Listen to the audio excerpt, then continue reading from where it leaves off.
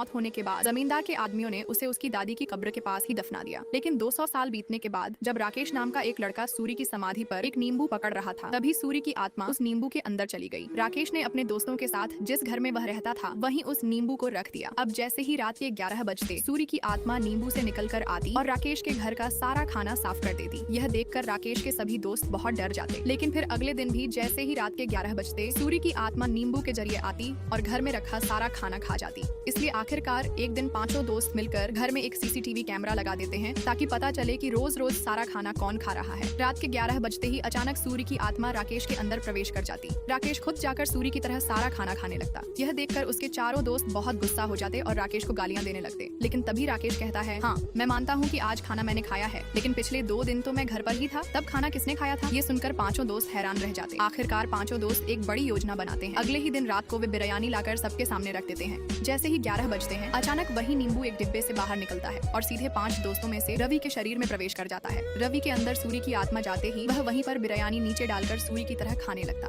उसे इस तरह खाते देखकर बाकी चारों दोस्त पूरी तरह डर जाते। नेक्स्ट पार्ट के लिए लाइक और कमेंट करें। सूरी की